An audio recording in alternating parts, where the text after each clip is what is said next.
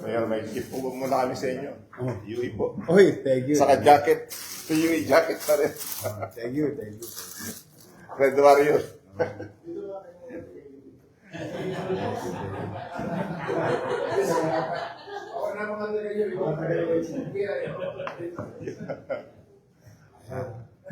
Patay na Sir Roger Federer po yan. Cup na yan. Okay. Good afternoon, Magandang hapon po. Mr. President. Kamusta kayo doon? Okay lang po. Na Palagi na po kami sumusunod sa LTU. Pinakauna po ako sumusunod. Actually, ayaw ko talaga as much as I can, ayaw kong masayang yung araw ng Oo nga po. pag-aaral ng bata. But then again, as you can see, there are things that we need to prioritize, which is the safety and convenience of our people. I think under Section 16 of the local government code, or what you know, was, I think, most, they know it as a general welfare clause. Mahalaga yung edukasyon, kaya lang mahalaga din yung buhay. Paano pa? Ayan, nakita nyo yung mga flood control problem that affects our constituency, which is yours too. Of the city really affect those who are living and coming in and out of the city, particularly in challenging season, which is the rainy season. Tapos kaya nga po nag-macro ako dun sa panggugulo nila sa area ninyo, Medjola, Denomihan.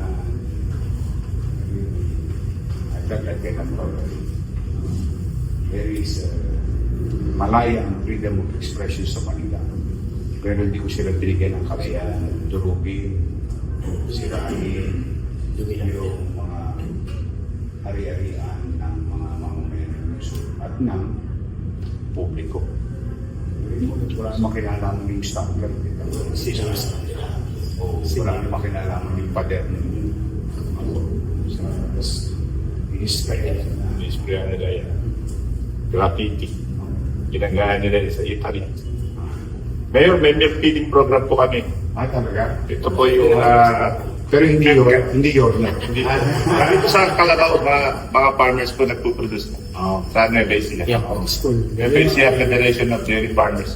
See, at least now we have vindicated that 100 kids po for 120 days. 12,000 cats.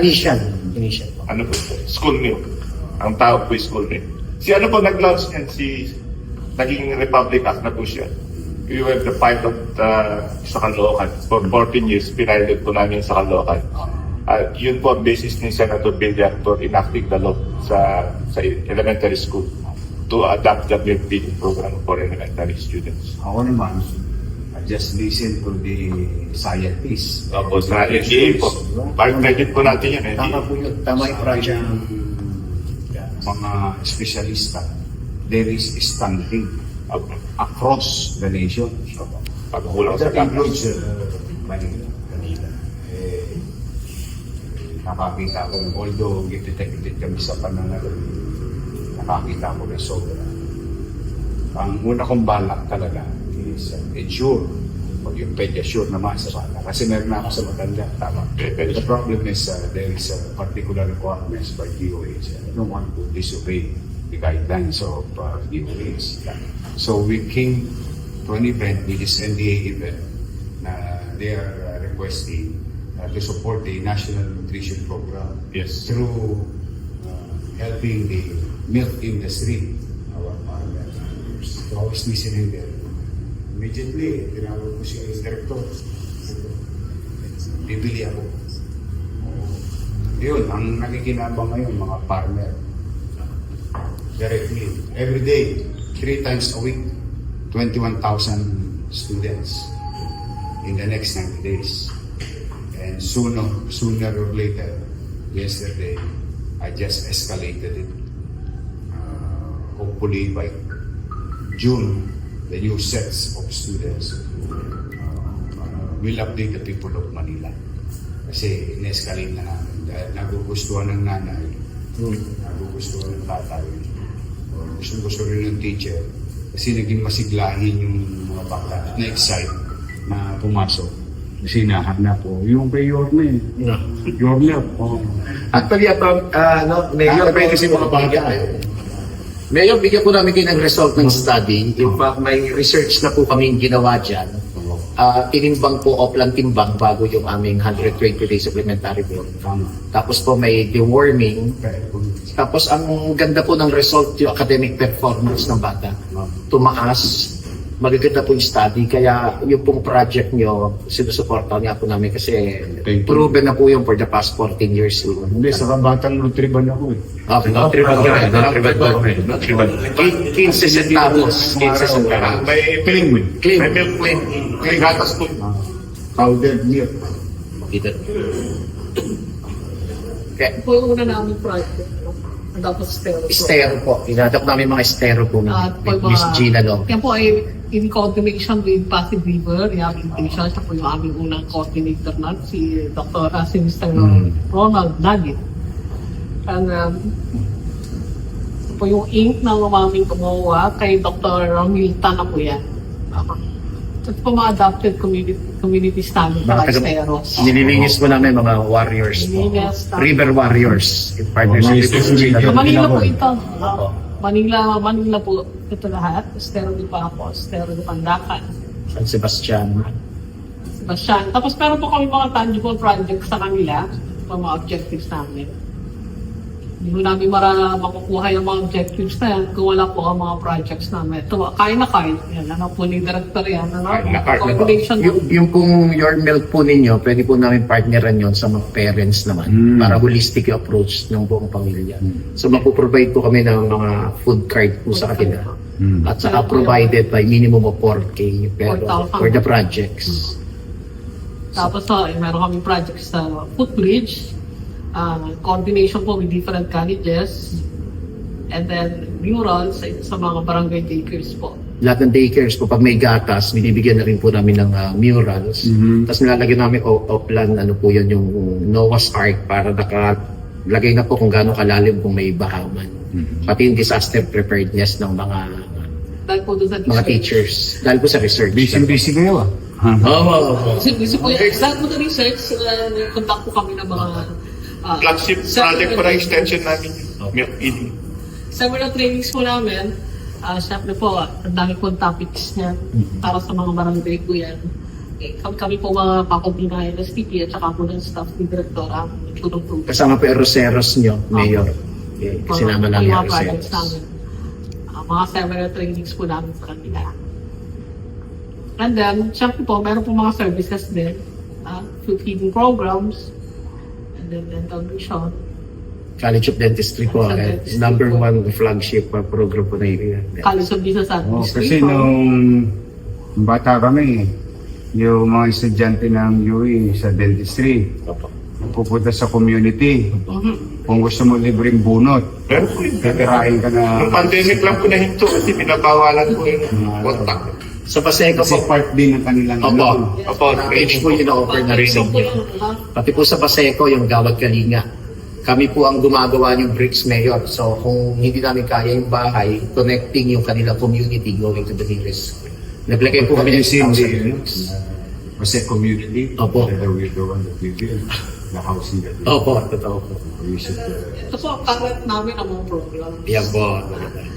Siyempre po, ay meal feeding program, naka-ankla po sa DSP. Sa program po. Okay?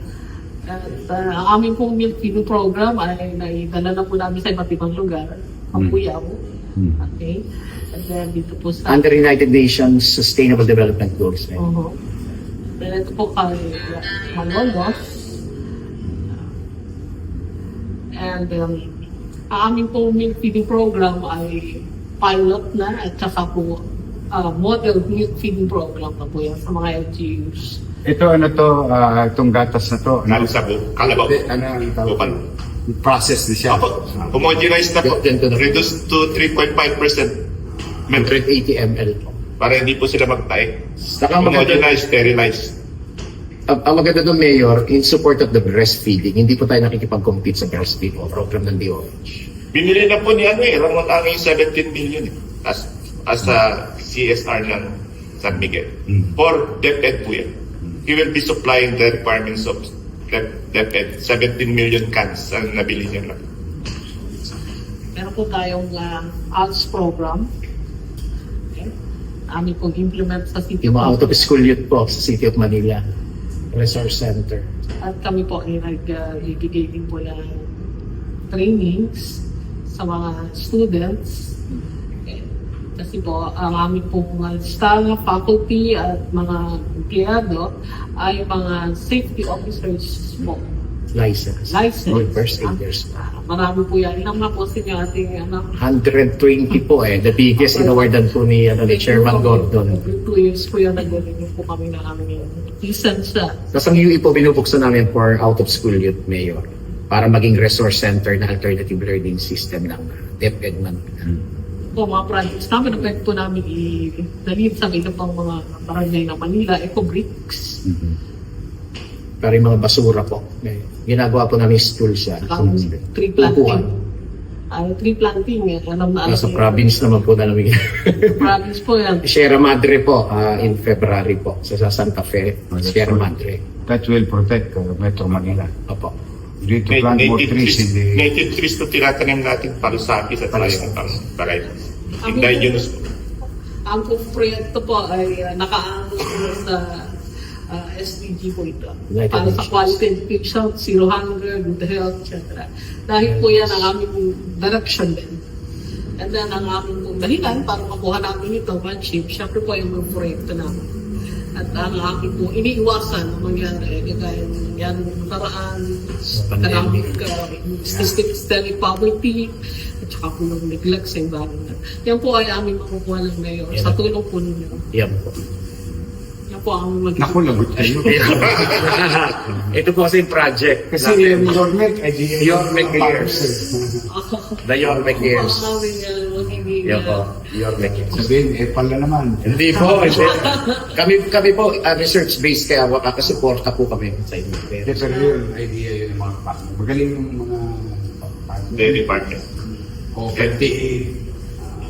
Ang araw-araw yun, wala nang natatapong gatas. Kasi fresh yun. Pagka gatas ngayon, kinabukasan deliver agad. Ganun ang cycle. Tulad yun, Friday.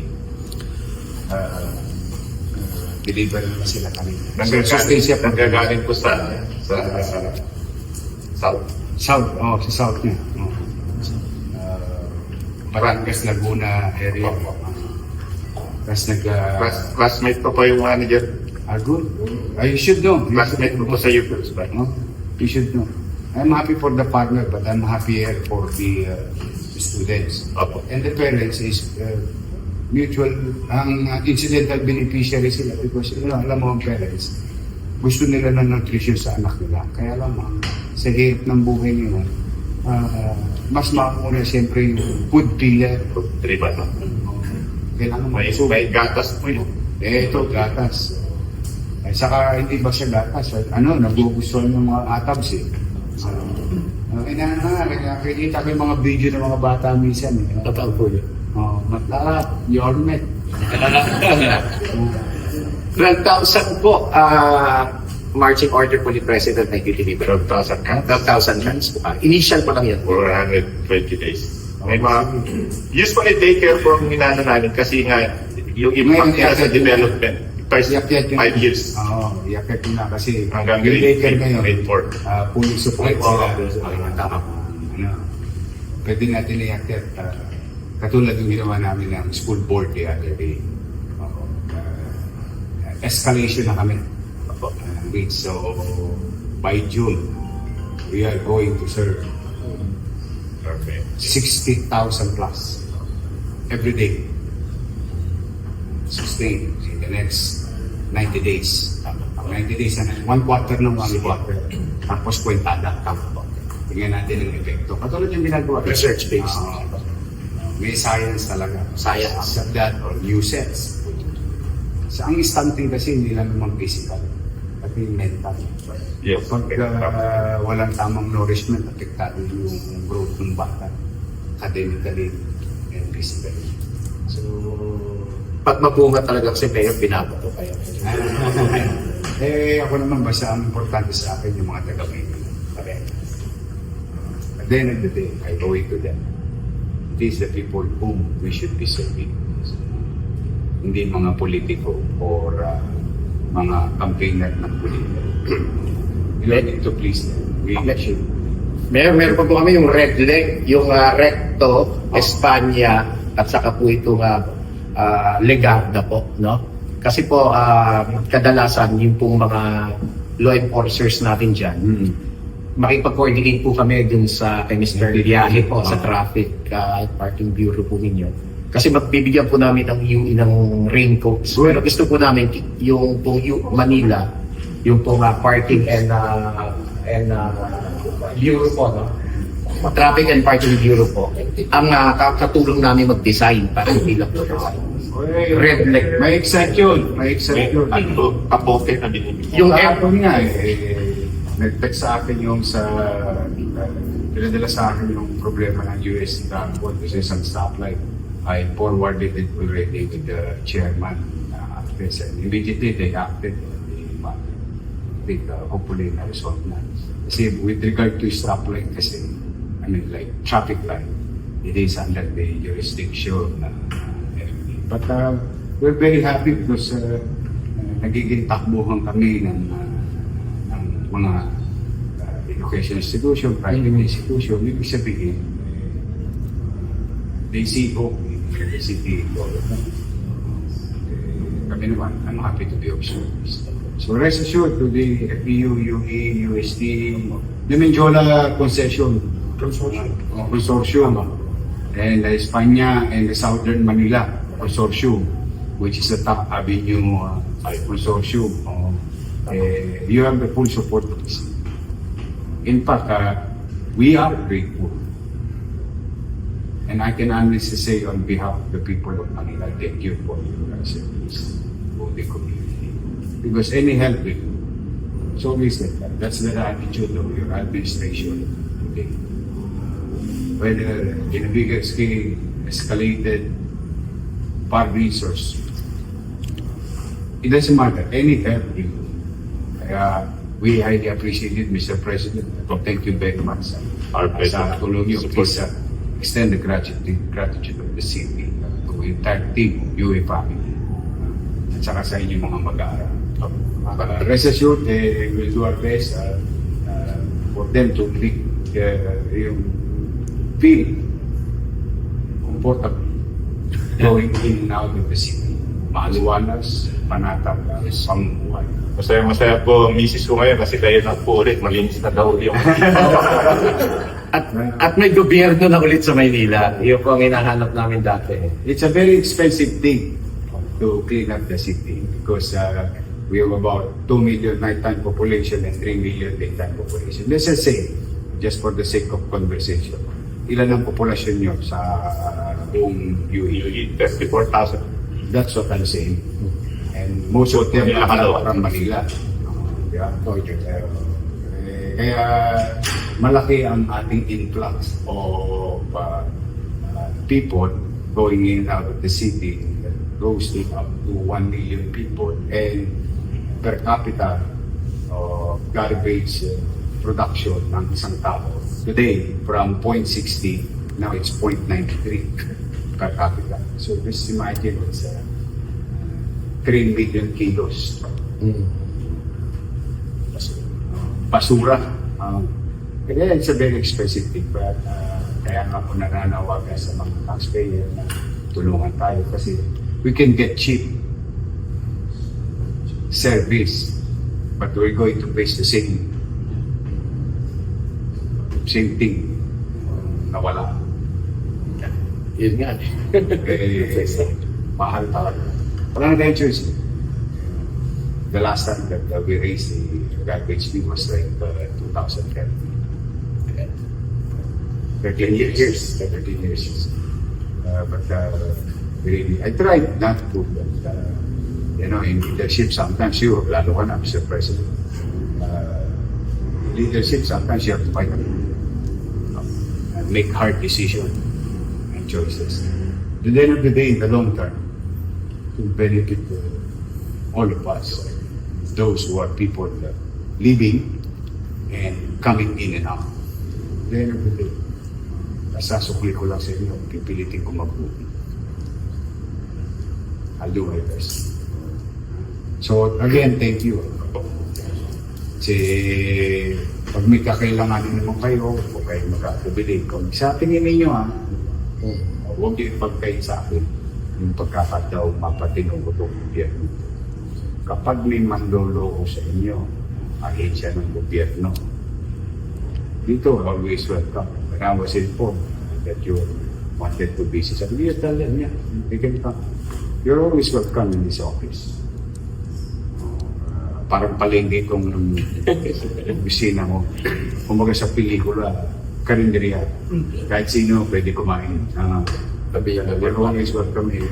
Actually, sir, noong September 1, napatanong niyo na po kami ang yung principal, yung inaward na din yung bata.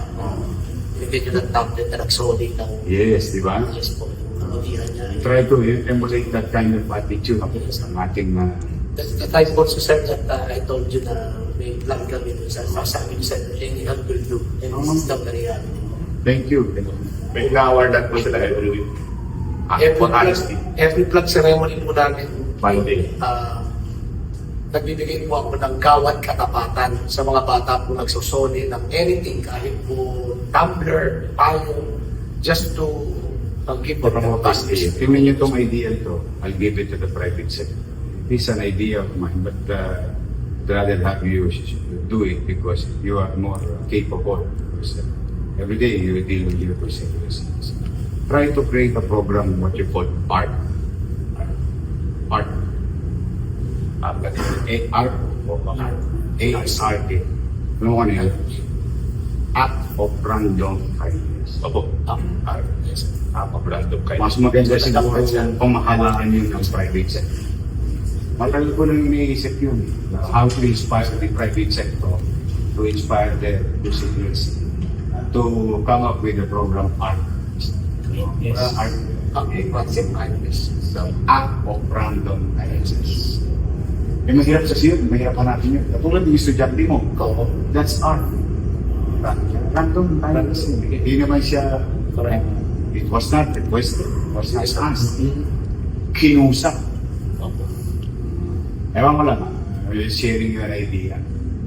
That can be brought to, particularly to the educational institution. Kasi mas bagay yan doon. Dala na, di ba, kasabihan ng mga matatanda, kung ano yung tinanim mo, siyang ani. Hindi magkanig tayo sa paaralan ng kabutihang loob at pagpupusang loob. Kusang mong dinidisiplina sa sarili mo, kusang mong tinutupad yung responsibilidad mo sa iyong sarili, sa iyong magulang bilang anak, sa iyo bilang tao sa pamilya. Alam niyo, Mayor, yung random kindness, halimbawa ko ito pa mga track enforcers niya. Yung sinabi ko kung sabi ko kasi po, recto, Espanya, dapitan, legata, so natuwa sila. Alam niyo yung sinabi niyo po, in-interview kayo, yung sabi niyo, bago kayo manghuli, kung talaga namang hindi sinasadya everyday, tulungan, di ba po, alam niyo, ganun na po sila sa amin. Pag may dumadaan doon, dati po mga nakaantabay pero ngayon po, nag-a-assist na tatawid yung bata namin, inasa. Sabi ko two things. Those who committed traffic violation, two things lang yan. You forgive them or tikitan mo. No ifs, no buts. So, when you forgive them, as human being, you're talking to a person. Mararamdaman mo naman pagka perennial violator to, or naligaw lang, nalito lang. Tayo. Then you forgive. Not to squeeze. Yung kanyang negligence will be converted into involuntary donation. So it's either, or talagang hindi ka naniniwala because nag-commit siya, take it. Just experience. Kung hindi naman, chance to experience. Kaya next time ha, kasi naman, focus. Yun. Ganun na po Hopefully. sila. Ganun na po sila. It's a big organization, but we make them try to really be man for others. Dahil po sa bait nila, ang marching order ni President, dahil pag umuulan, o bigyan natin ng mga raincoats. Pero mag-design tayo kasama ng sila. Kahit sa amin pong bota yan, para pag baba, Ba, meron na rin po. sa abayo. Kasi po yung pandemic, Mayor, yung sorry po, yung ongoing po, nangyari po. I was there. Ang UE po, binuksan yung UE, lahat po ng schools doon, katabi natin pinapasok namin. Kaya lang ang bill namin sa Jollibee, 49,000. Pero at least nakakain lang. I was there 3 days with you. Remember, lumubog yung... Lagos. Hindi, bukod sa langit. Kaya po. 3 days ako doon. Doon ako natulog sa tapat ng FPU. To pump it up. At kinuha ko doon yung pump ng mga pipe. 72 hours. Buksan ng Maynila. Tapos sa dam ka. Lubog yun. Andun din ako. 2 days. Naalala ko yung day. Vice Mayor ako nun. Opo. So anyway, thank you. Opo. Mayor, yung jacket ko ha. Oo, halika. Picture tayo. Bubuksan pa po eh, dito. Opo.